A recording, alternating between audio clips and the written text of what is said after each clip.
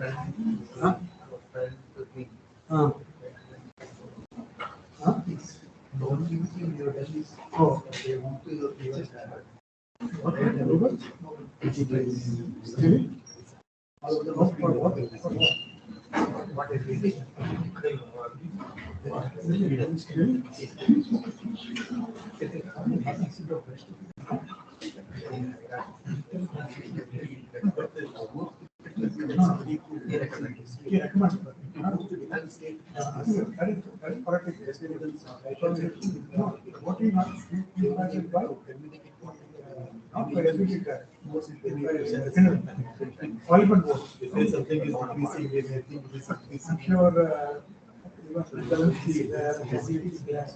So how it turn out? Number of nominations depends on politics. The country is like that. So I'm sure very good. Many people. I remember Barack Obama was one of the angry. I didn't do much of the politics. That's one thing that is important by the politics. It is not celebrated.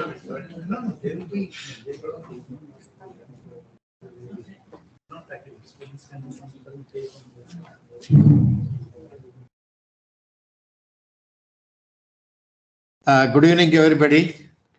I have a great pleasure extend a hearty welcome to you all for this monthly program. This is the 29th monthly program. We are having it today under the DCCC Center Climate Change, Institute of Science and Lakeside Education Trust. And to formally welcome the speaker and all this thing, other people, I request Professor J. Srinivasan. J. Srinivasan, as all of you know, many of them may not be aware of it. He is the founder of this institution and founder of this one. Now he is the distinguished professor in oceanic studies and atmospheric science. And he has interview recently we had. The way he's asking questions, we can learn a lot of things from him. Physics and all. We are very poor in physics and mathematics. We can learn a lot of things from him. The way they're asking question, extracting the answer. It's a great personality. Knowing him is a great honor for us, all of us, as a matter of fact. And he did his technical training IIT in Chennai. Then he went to New York, did his MS, and the Stanford University, his PhD, and all those things. He was working on that when he came back, country called him, he came back, he established this institute. And it is one of the authority. He's an authority in atmospheric science, monsoon, and all those things. And he has IPCC report. He was a member and also chairman and a couple of reports, as a matter of fact. And is a more than that, the humble man, upright, straightforward. He don't mix words with anything. And he always encourages people. I believe in the hard work. And everything doesn't come easily. You have to work hard, put your efforts. And he wants the results. And more than that one, the WHO says that United Nations says carbon footprint, it has to be usually the 4 tons per person per year. And they recommended to reduce the carbon footprint 2 tons per every person per year. Recommended so that we can keep the carbon dioxide level at 250 to say, 350 at 450 level, what is now. Keeping the temperature less than 1.5 degrees centigrade by end of the century. He almost 4 tons he is saving it. He walks from there to here. He never use any vehicle. You don't have a vehicle. That is 2 tons. And marketing and all this, he walks there and buy all these things. That about 0.9 tons. And a non-vegetarian, he don't take non-vegetarian. Vegetarian food he takes. That also saves about nearly 0.9 ton. So in that way, he practices what he teaches. And indeed, it's a great honor knowing him. And he's a visionary. How to take it forward, he knows about it. And also, I think the late Nobel laureate Sir C.V. Raman was his uncle. So that's another story. but it's a great honor requesting him to officially welcome the speaker. Thank you, sir.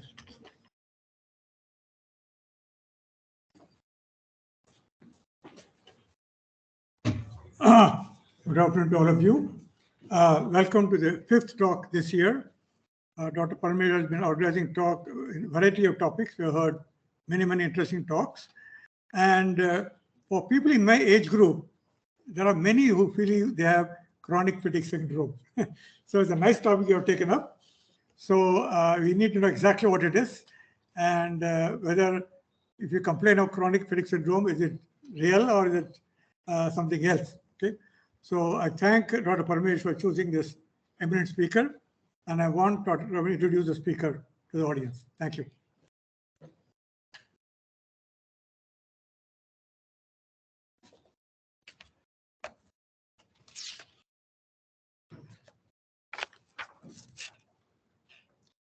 This is the month for Chronic Fatigue Syndrome Day. We are celebrating here, and we selected the topic Chronic Fatigue Syndrome. Otherwise called the myalgic encephalomyelitis, is a complicated disorder causing extreme fatigue which lasts over 6 months of period, exaggerated by physical and mental activities, but never subside with rest. This is a rare entity. And it has been suspected to be the altered immune system in response to the infection, in response to the stress. Anyone can get it. I think US, it has been estimated to be nearly 2.5 million people having had this episode. And to talk about this person, we need a doctor who knows about it. Who else it could be? Immunologist and rheumatologist. So we have selected him, Dr. Satish Kalanje. He is a rheumatologist practiced in Bangalore over the past 20-odd years, having completed his MBBS at the Bangalore Medical College in the year 1991. He underwent postgraduate studies in internal medicine in USA and subspecialty and fellowship in immunology rheumatology at the University of Missouri, Columbia. Subsequently, he worked as a consultant rheumatologist in Bangalore at various hospitals, where he has been part of the teaching faculty for students doing their postgraduate in DNB and internal medicine and fellowship in rheumatology. He is currently a consultant rheumatologist in the Manipal Hospital at Millers Road. Dr. Satish, without wasting time, I'll call upon to you to let us know each other, let's learn each other what it is all about chronic fatigue syndrome. Over to you, sir.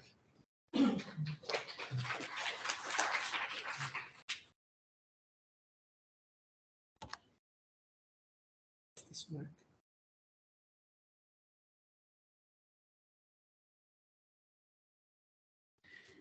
I'm not sure how technical to get, so just start off. I want to know, have you heard of chronic fatigue syndrome or something of the sort?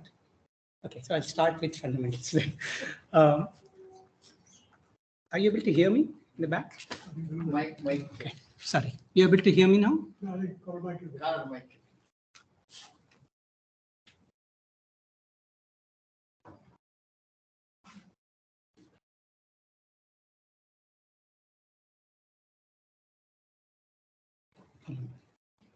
Hello.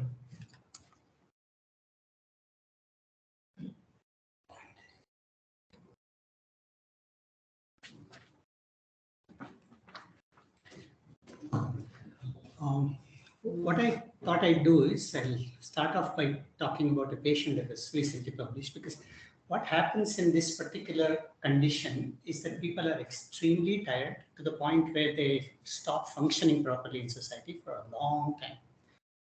And that is a little odd because most diseases you recover and then your strength comes back, you're not tired. Here it seems to go on and on and on. So especially after COVID, there were so many people having long-term symptoms that some of them turned out to be chronic fatigue syndrome. So a lot of interest has been there in that particular presentation.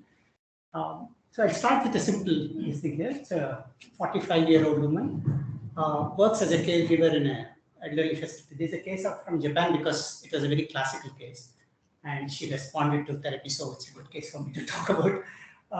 She got ill with viral pneumonia the previous winter, was hospitalized, got discharged, the fever went away. She recovered from all the viral symptoms, but she was profoundly tired. And over a period of 6 months, it kept fluctuating to a point where she was very tired and just took a little effort for her to completely break down. Over a period of time, she developed body pain, couldn't concentrate on her work, sometimes had memory lapses, very disturbed sleep, and essentially gave up her job because she couldn't continue. And this is a relatively young woman to be retiring at 45, 46.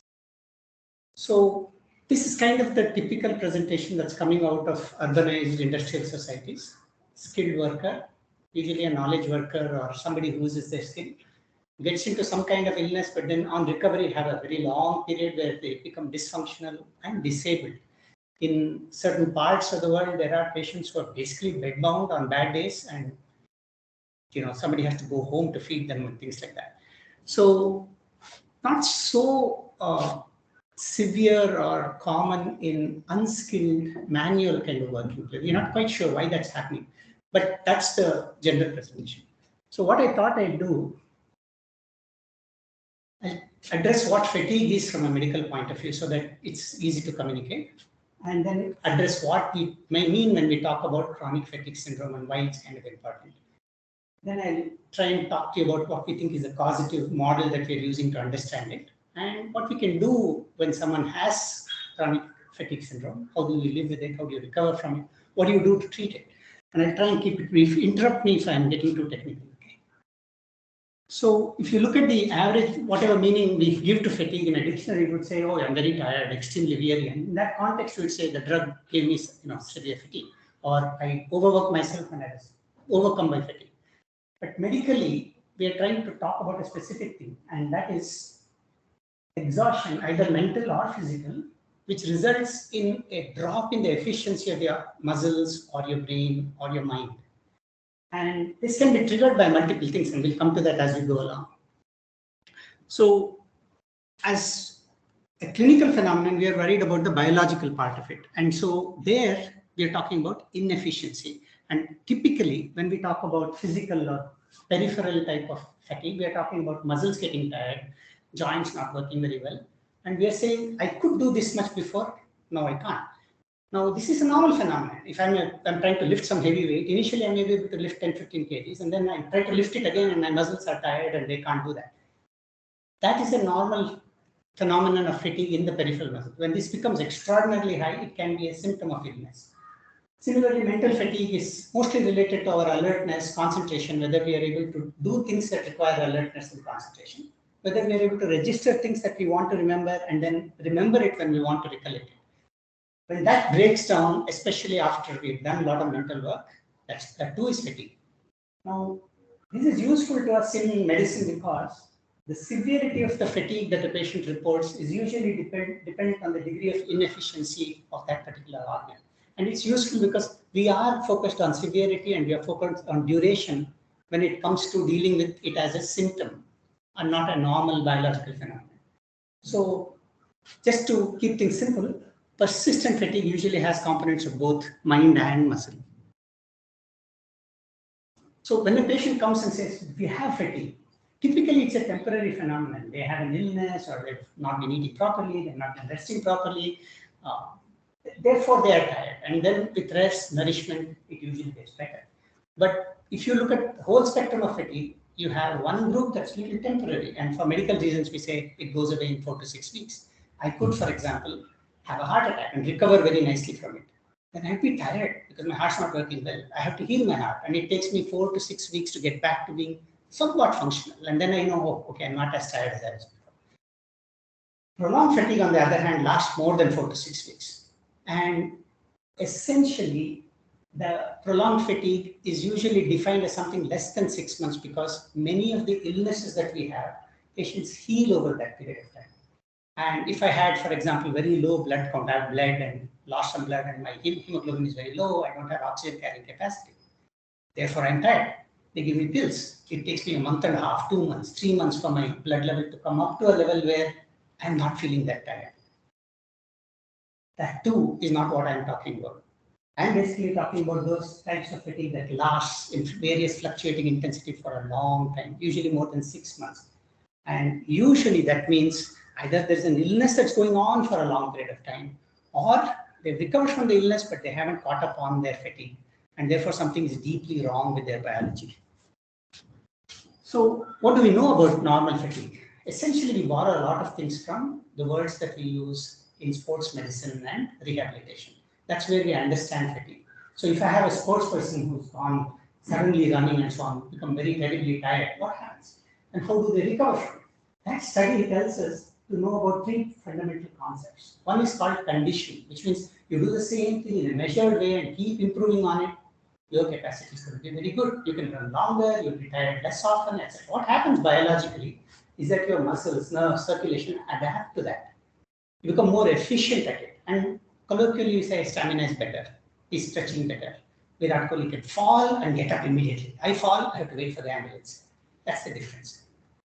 Similarly, if somebody gets injured or overtired and there's some damage, then there are alterations that take place in the body. That's called reconditioning, which usually means your healing system, your immune system, your circulation, your nerves, all of them having some trouble. We are more worried about fatigue with also how do we consume energy. If it would have been very nice if all of us had plenty of sugar in the body that we could process and make burn the oxygen, make carbon dioxide, get on. That doesn't happen. Supplying oxygen is an enormous effort for the body. So body takes some shortcuts along the way, and the muscle sometimes burns the sugar into lactic acid instead of carbon dioxide and water. Lactic acid accumulates in the tissue, causes tiredness. This is exaggerated when fatigue is a habit. So what I'm trying to say is that normally you can train yourself to have less fatigue. But when you are not, you're really tired, you can actually lose some of your capacity to bounce back from fatigue.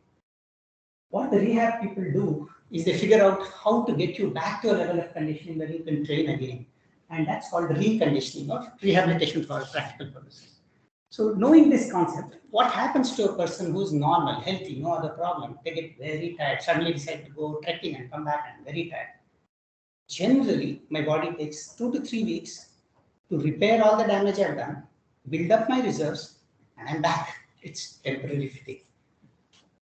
So what am I talking about when I say there is an illness and it's called chronic fatigue syndrome? Essentially, it turns out to be biologically very complex, and it has all 4 of the listed symptoms. So patients tend to have all 4 of these symptoms for a long period of time. And if you just pay attention, the fatigue is debilitating. They find themselves unable to function very well. It's long term, more than 6 months, in various fluctuating intensities. If they decide, okay, I have to go to work, I'm very tired, but I have to go to work. They go exhaust themselves and come back. There's profound sense of unwellness after exertion, or the fatigue gets even worse. Yesterday, they were at least able to get out of bed and go to work and come today. They can't even do that.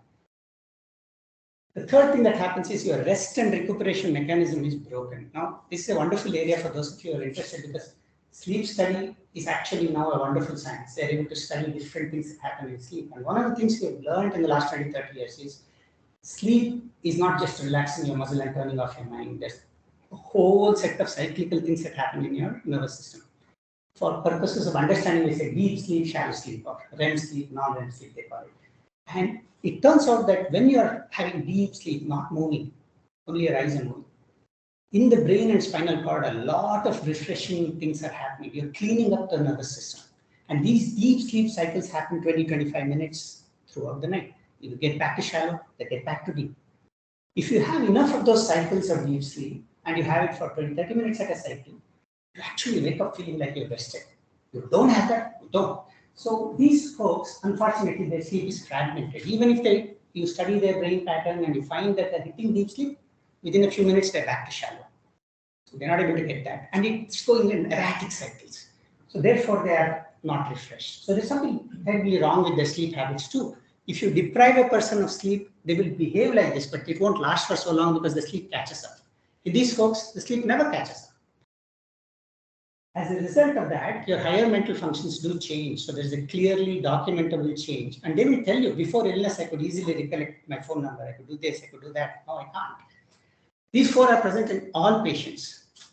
Now, why am I going through that? Because there are a lot of other things that happen as a result of all these changes. This may or may not be present in every patient. And as you can see, supposing they're lying down and you make them sit up, their body takes a little longer to adjust, and as a result, they feel like they're going to faint, they're giddy, sometimes they vomit, sometimes the heart's not able to catch up, so they feel palpitations. So the involuntary nervous system is not able to adjust quickly enough. So you have some problem with the voluntary nervous system, you have problems with involuntary nervous system. They also become very oversensitive, almost as if the sensory nervous system is looking for trouble everywhere. So they may find a hot patch on their neck, and that lasts every now and then. They get a tingling sensation, a burning sensation. The nervous system is jittery. They're sensitive to all kinds of things, temperature, drugs, alcohol, whatever they take. Some of them have immune changes too. As a result, they act like they have a flu episode, which lasts for a very short time. It doesn't behave like a real flu, but they have reactions in their throat. They have, symptoms of flu, and some of them will develop migraine, so on and so forth. So something is wrong with the way their body is adapting to this persistent fatigue. Am I going too fast? So what happens to these patients is basically their ability to engage in normal activities, professional, social, emotional, family, breaks. It's very different from what it was before the onset of this whole, what we call syndrome, complex of symptoms.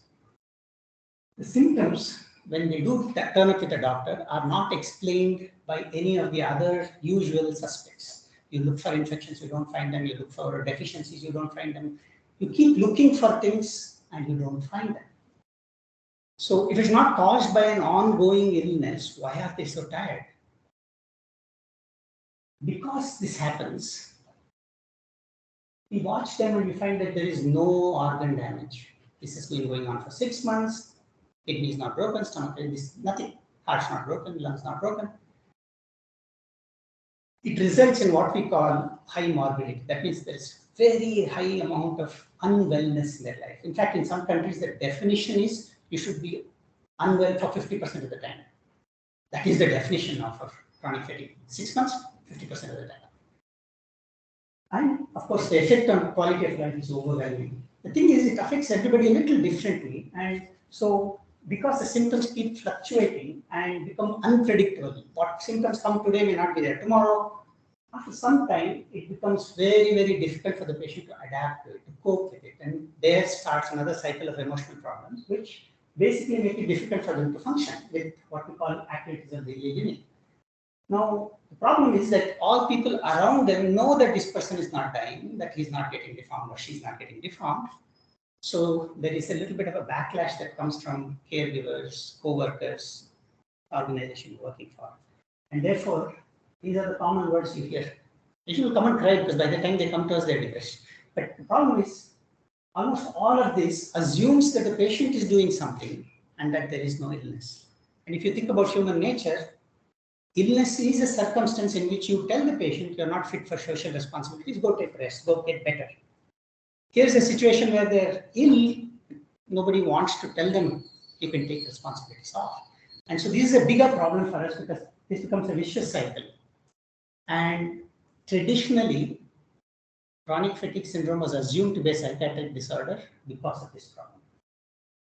Now we are starting to understand it a little better. So we ask ourselves what may be causing it. And it turns out in the last 60, 70 years since they started defining it and describing it and researching it, post-Second World War, the initial reports of this kind of thing from Britain, they called it myalgic encephalomyelitis. What they mean is you have muscle pain, myalgia, and you've got inflammation in your nerves and your brain and your spinal cord. It turned out all the research we did not show actual inflammation there. But the literature is full of that word. So nowadays, in order to just keep it simple, they will say ME/CFS, so that everybody knows we're talking about similar syndrome, don't get confused. We are studying the same thing. What we have found is that if you look at the changes that have taken place, there are clear changes in your immune and healing functions. You do heal, but it's slow.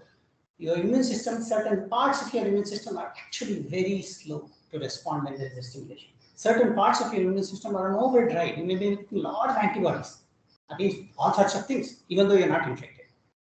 So the immune system is actually dysfunctional. Ditto for the brain, ditto for your sleep structure, like I said.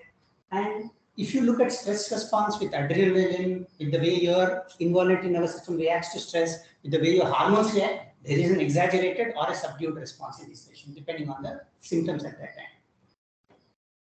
Finally, people decided there must be some infective cause because there's so many changes, and they started studying viruses. This is actually an interesting area because it has advanced virology tremendously. If you have a persistent infection like HIV, for example, you will get a lot of those symptoms. But then you are sick and you know that the symptoms are due to that. But if you don't have a virus, then natural assumption is that there's a virus somewhere and we haven't found the virus. So they keep on looking for viruses. And in spite of all the effort, at least 8 to 10 viruses in the last 50 years have been studied in depth because of this. They find that you can't clearly associate with the presence of the virus. Many of them would have either not, I mean, the virus would have come and gone and not be present, or the virus is there but it's not very active. So it's become a little difficult to pin it down. COVID has been a golden opportunity for that field of research because there are patients with COVID in whom the virus lasts for a little while. So they've been able to study that. But what we know is that immunological stimulation with the virus or something is a profound destabilizer for the system. Similarly, a lot of studies on exercise capacity showing very clearly there is exaggerated tiredness in these patients. They make more lactic acid than the other people for the same amount of exercise. Something's broken in the mechanism there. If you look at all the things, even the psychological profile of these people were studied because they thought it was psychological disease and said, oh, people with this personality will get it. Despite all that, this is the problem. You have documented abnormalities, but they're all in isolation. You're not able to link them up. And so I think we are in this situation. You want to see the elephant?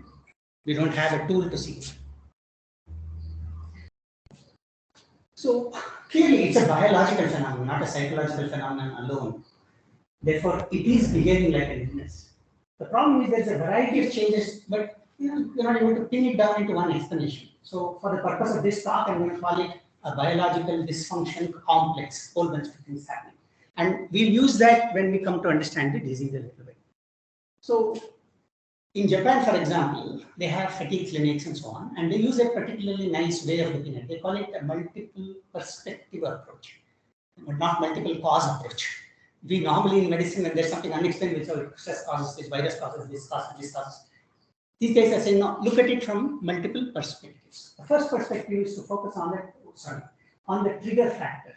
Most of these patients, something happens and they get terribly worse. They overexercise, do something. So they say there is a dysfunctional complex and something triggers it. The trigger may be based on something outside the patient or something in the patient. And so, for example, document it that if you take a CFS patient and make them do maximum exercise that they can do for more than 6 minutes, 8 minutes, they will break down. Say there's a threshold there. If they don't cross the threshold, they will recover like normal people to the baseline. You cross the threshold and they will go worse. Similarly, if there's inadequate rest, deprive them of sleep, send them off to America for a different time zone, they will break down there. Third, any immune stimulation, vaccination, new infection, completely destabilized. So there is a dysfunctional biology going on and something triggers an imbalance in that. They'll go back. They may recover slowly, but they do go back. Second, when they study energy metabolism in the muscle and so on, they find that these people act as if they're already running at high stress level. There's no reserve at all. So that would be something you could interfere with if you understand it better, and so a lot of literature coming out on that. Third, we know that these patients are struggling for such a long period of time and have no coherent explanation for what's happening. So they start maladapting. So if I'm an intelligent person and I have persistent fatigue and I can't find a reason on the internet, I can't find an explanation from the doctor or whoever's taking care of me, what do? I start experimenting with myself to see what I can do. I say, no, I'm going to be a firm-willed person and then I push myself. I go off the maximum exercise, trigger a crisis. Next I say, no, I'm going to rest all the time till I'm better. I never get better because I get deconditioned. So there's a lot of thinking, behavioral and emotional changes that start coming with respect to managing oneself in the day. And then because they're not that active, with immobilization, weakness comes. With weakness, less tolerance to exercise. So they get worse with the other symptoms. And of course, if they actually get disabled because they're not being functional, that disability stays. So if you look at it, they're looking at it from different perspectives. One is a biological thing, the other one is purely related to metabolism of energy, and they're saying look at the adaptation. When they do this, it makes sense for them to approach it like that. So how do you live with this kind of a syndrome where you're having ongoing symptoms? It turns out that generally these people have a cyclical pattern. There will be periods when they're terribly, terribly sick, and then there are periods when they're functioning somewhat partially. They never keep a job. In Western countries and to some extent in Japan, disability insurance covers this once it's documented in a fatigue clinic. And therefore, at least they're kept going with social security. In India, that doesn't happen. So the family has to basically deal with this. We call them remissions and relapses, and I'll come to that later. Now, observation of these patients shows that if you watch them long enough, half to 2/3 of these patients actually improve, either spontaneously or because of what you did. Just a little bit here. The illness manifests most commonly in age group between 18 and maybe about 50. There are children also getting it. There are old people also getting it. But large number of cases are in that functional, productive period of life. If 2/3 of them can get back to some degree of activity, that's actually very good. So how do we encourage that recovery? How do you make that happen? Now, it turns out when you look at the statistics, the things that warn you that this person may not recover very well turns out to be prolonged duration, and they've had it for years together. There's a habit built into their biology that's not breaking. It's very difficult to nudge that system. If the fatigue is extreme and they're bedbound most of the day, very difficult to nudge the system. If they've already developed severe personality disorder or severe depressive emotional disorder, it's very difficult to nudge them back because there's no motivation. And of course, if they are older than 65, 70, the reserve capacity is low to start with, and when they lose the reserve capacity, it's difficult to bump them back. So how do I know that they're recovering if they're going to have long-term problem? This rule applies to almost every long-term disease in medicine. Whether you have blood pressure, you have diabetes, you have chronic fatigue. Frequency, recovery, intensity. I call it free. How do you get free from that disease? Basically, you will have decrease in the frequency with which you have relapses, worsening. You'll see a decrease in the recovery time you take after you worsen. And you'll see a decrease in the intensity with which you fall sick. It can happen with blood pressure also. No? You can have once in a year bad BP, or you can have every month. That's frequency. So similar concept. Now, remember I talked about fatigue, severity, duration. This here, the severity, duration matters. This is how you measure. So if you're a patient and you are trying to measure how well you're doing, you need to use time and then measure yourself for, okay, how often have I broken down? How severely has it happened? That helps you to know you are actually recovering this year. Otherwise, you will not even know because you've been always thinking about your misery, right? So how do you treat it? And since I have no specific cause to give you, I obviously will not have a specific cure. So what do? It turns out that if you actually focus on getting their symptoms a little better and facilitate that coping mechanism, this actually not only improves their long-term disability, the time taken to recovery where their frequency comes down, it actually improves. And there's good statistics to show that in fatigue clinics. It's very difficult to do that in a general practitioner's level because they can't have that many cases. Like Dr. Parmesh was saying, there are a lot of cases out there, but not all of them will turn up in every place. So if you look at statistics on this, Western countries are reporting close to 1% of the population having this.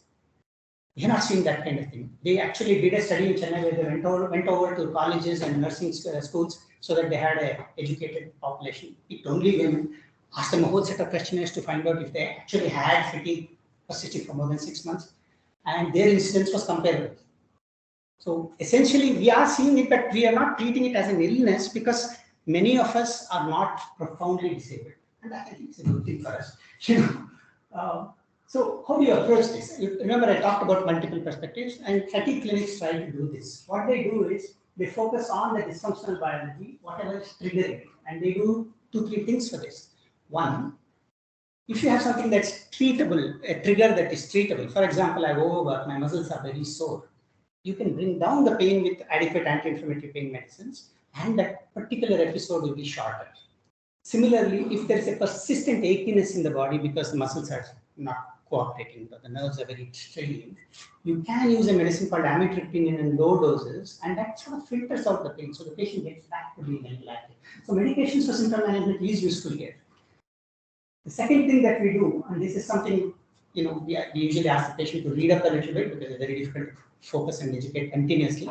But essentially, it is working on your sleep habits for about 6 months. And it turns out sleep studies are showing us 3 simple things. One, if you overexcite your brain, you'll not sleep properly. So don't stimulate it with caffeine or whatever. You take 6 hours or 8 hours before sleeping time. Second, don't exhaust yourself just before sleep time. You will not sleep properly. If you want to do some measured exercise, do it a few hours before so that your muscles are recovered by the time you go to sleep. Then you'll be less sore. So third, try and fix the timing at which you sleep and prepare for the sleep by not overstraining your mind or body. There are protocols for this, and there are lists of do's and don'ts that you can look through on the web anytime.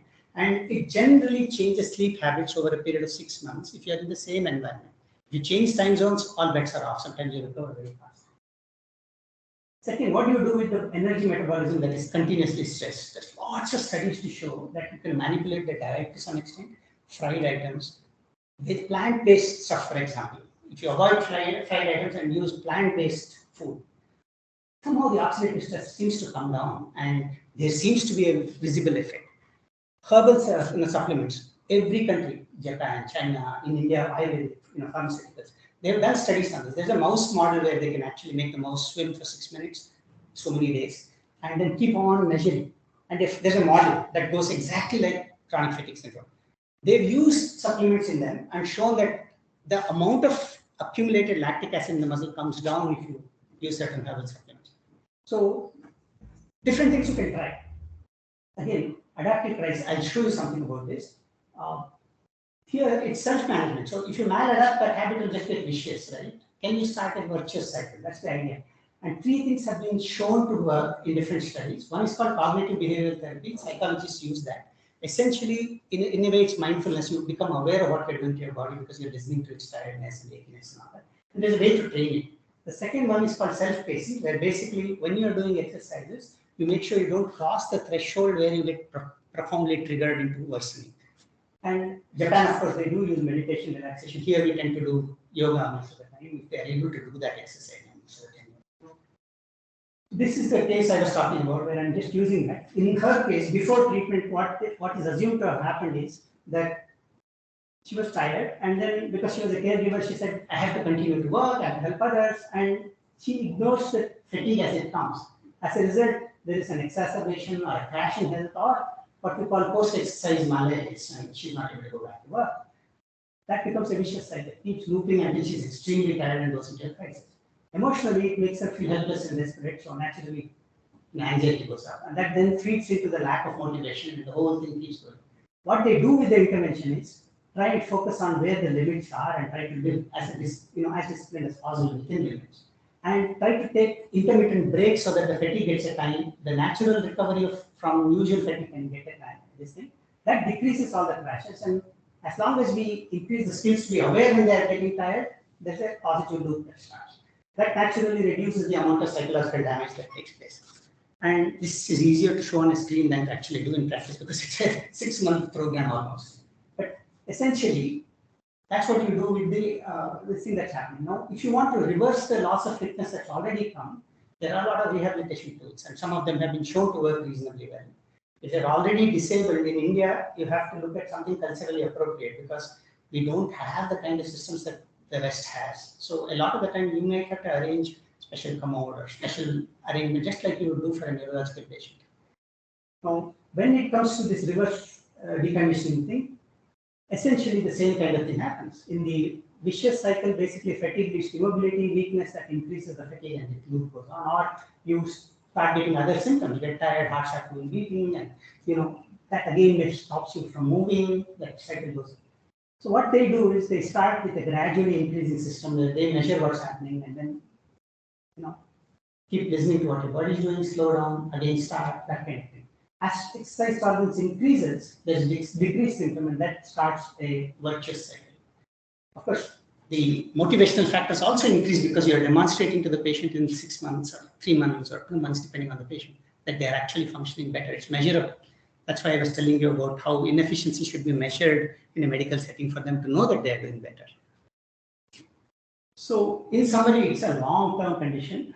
No clear cause is there. And since there is no cure, we tend to get frustrated. But recovery takes place in a good number of patients. And therefore, we also know that recovery is facilitated by treatment intervention. We want to pick them up before they are completely disabled. Learning self-management of daily activities actually decreases disability significantly. Thank you.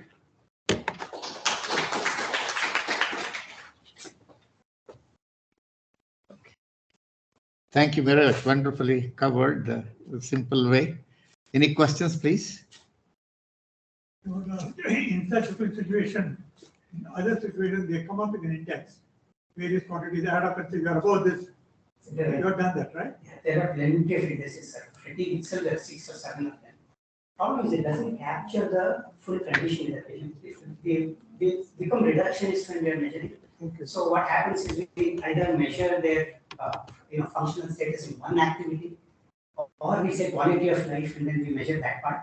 So what happens is, even though we can demonstrate improvement, every time we have a treatment intervention, we have to demonstrate in 6 different indices and say this is more or less comprehensive. So there are such indices now, and for the last 20-30 years that's been in practice.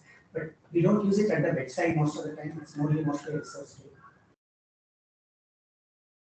Any further questions? Mr. Ranganathan? You had mentioned that there are people who are hypochondriac. Would that be a positive agent or adding to the issue?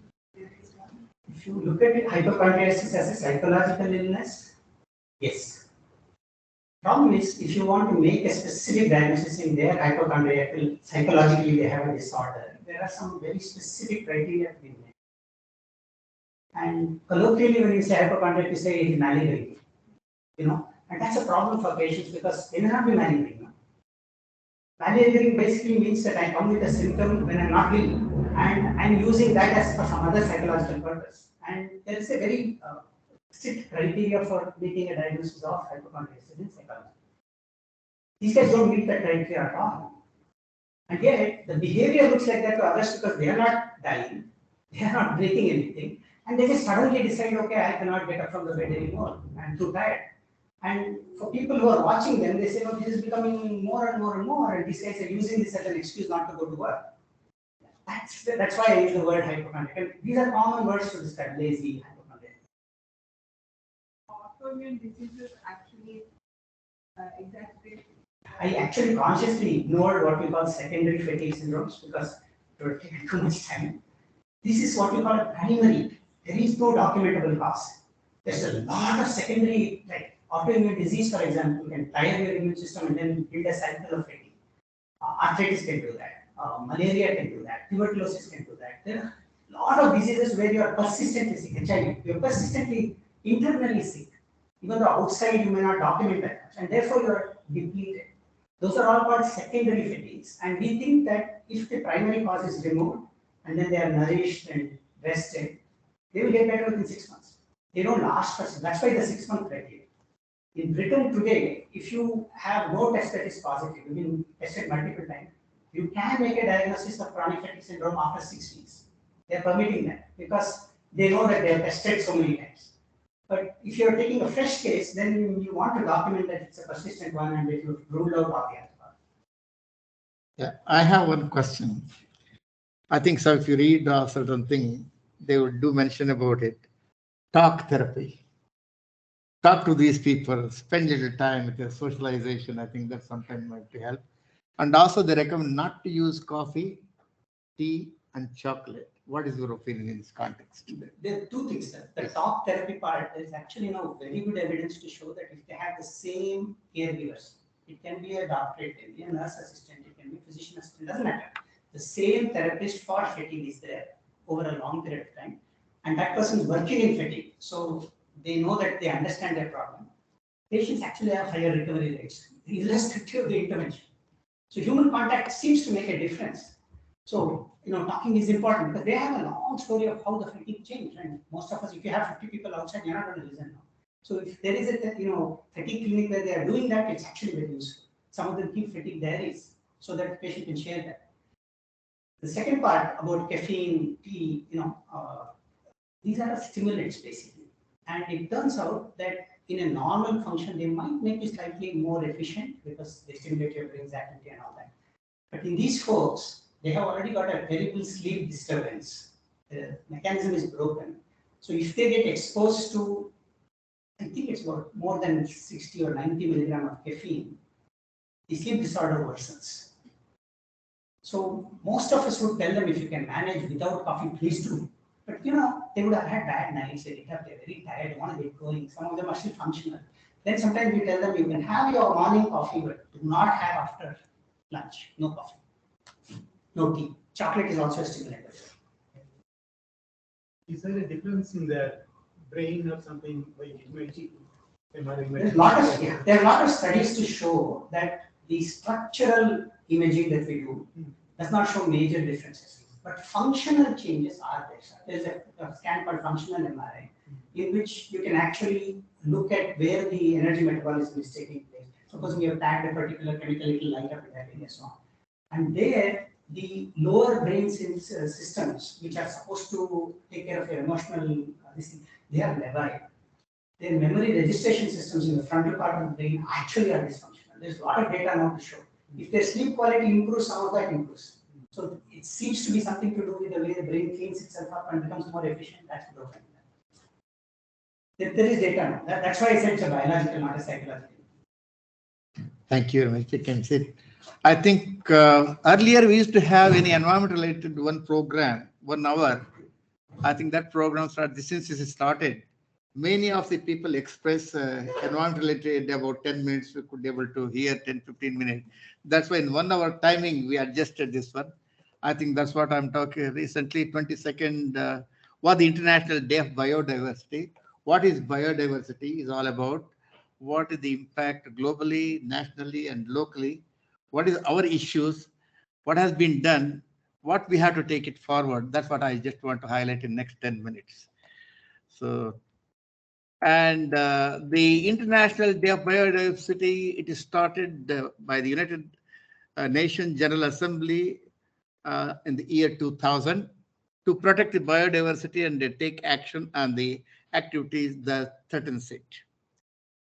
A variety of is the spice of life, we all know about it. Biological diversity make our earth ecosystem spicy and interconnected. Nearly 1.75 million species identified on our planet. Many more species are yet to be discovered. The biodiversity continued to decline for the past 2 decades. Nearly 58% of the vertebrates, 51% of the freshwater fish species are decreasing by the anthropogenic activity or human activity. The extinction of these species accelerated will continue from 1,000 to 10,000 species next 1 decade. This is what highlighted. And hence, the United Nations is aimed at maintaining the ecosystem biodiversity by 2050 by Convention of Biological Diversity of the United Nations. Nature's creation of biodiversity. Would you believe it? What is the most common species in the world? Beetles. 22% of them belong to a species. Our human vertebrates and animals, we are only 1%. And flies are 9%. And look at this. So I think, I don't know, the creator must have an inordinate fondness for the beetles to have that many beetles.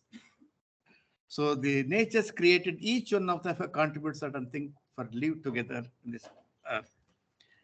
The biodiversity hotspots, if you look at the map of 2022, there are 36 official biodiversity hotspots globally. Those are red thing, what is marked, that's what it is. And it occupies about 2.5% of our land, home of about 43% known endemic mammals, reptiles, birds, and 50% endemic plants. 2 billion humans are affected for the survival and well-being. In our country, what are the hotspots? What we have in the biodiversity? Western Ghats, Himalayan areas, Indo-Burma border, Sundarbans National Park. These are all the four areas in our country. Let's take our Karnataka. What is the problem for us in South India? I think Western Ghats hotspots. You look at that beautiful Western Ghats. Look at and Shimoga district. We have that Joke Falls, beautiful thing. What we can say, second Joke Falls, and this stretches Western Ghats of 1,600 kilometers from North Mumbai to southern tip of India. It covers nearly 60,000 square kilometer with a complex river system that drain 40% of the South India is with rivers. And highest peak of the Western Ghats is in Kerala. I think it is about the measures about 2,695 meters. Mount Anamudi in Kerala. Am I pronouncing it right? Okay, thank you. Many animals and plant species are indigenous in this world. This is UNESCO's heritage site. The Western Ghats, what are the facts and figures we have about the species? It holds many species of plants and animals.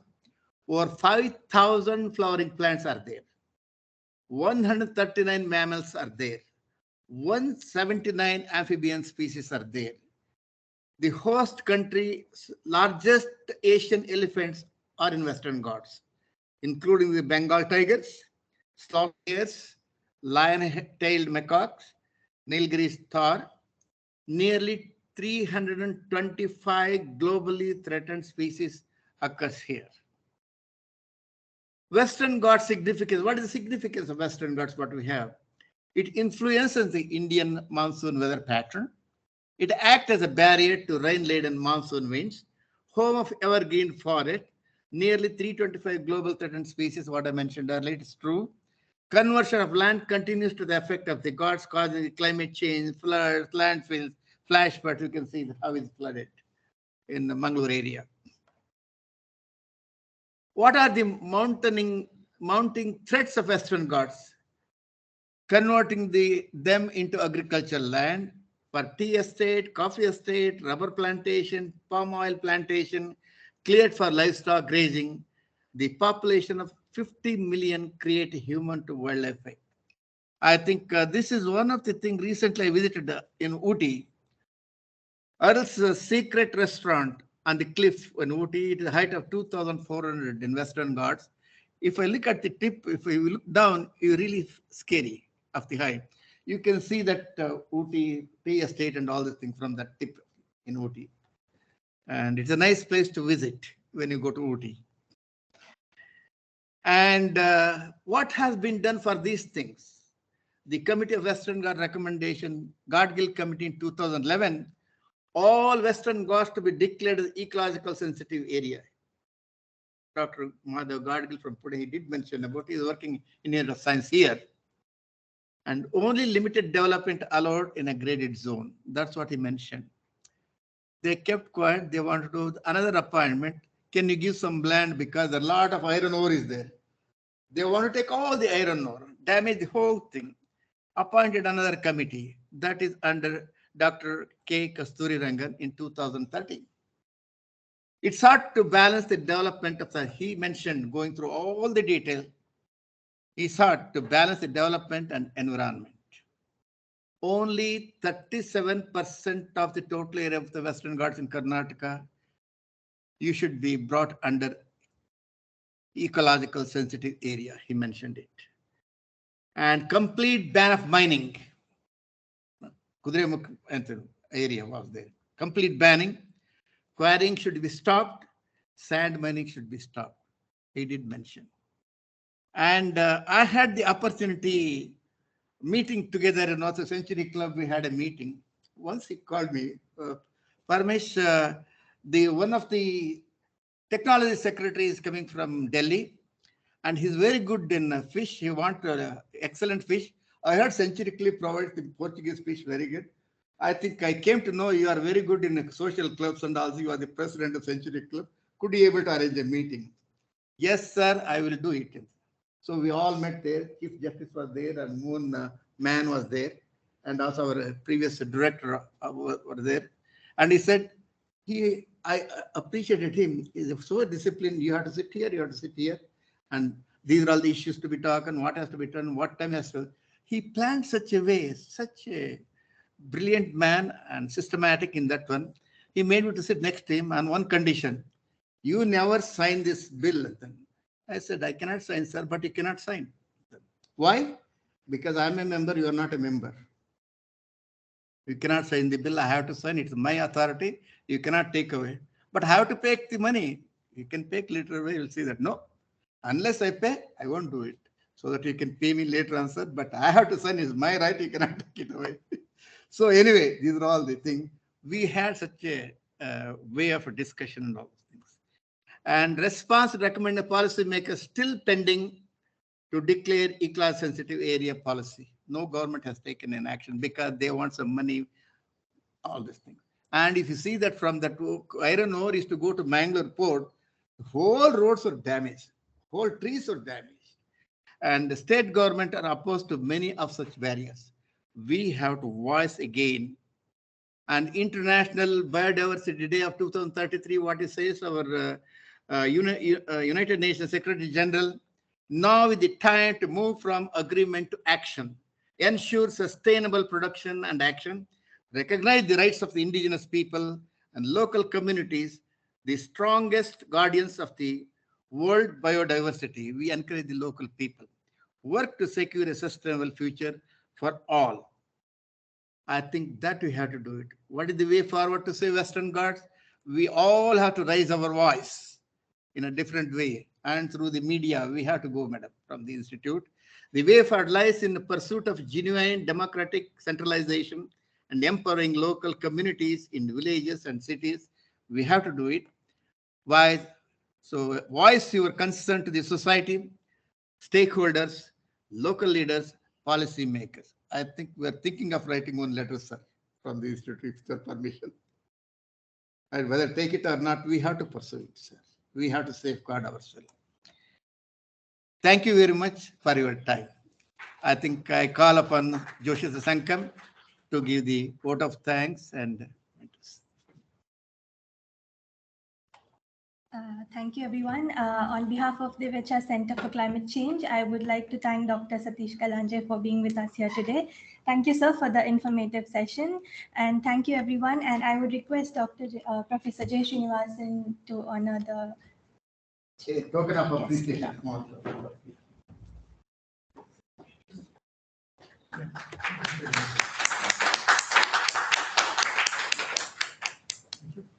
Thank you, everyone, for attending the session. Kindly join us for the photo session, please.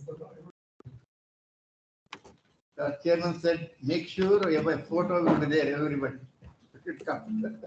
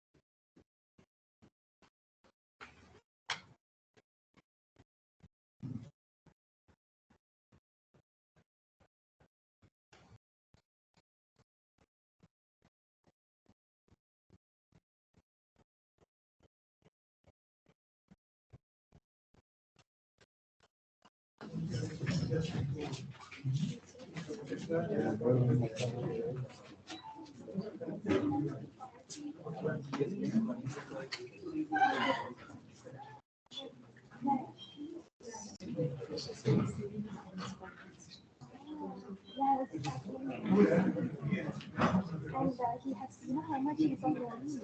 He has to pay me around 2,500 per photo, and every session is 50 rupees more.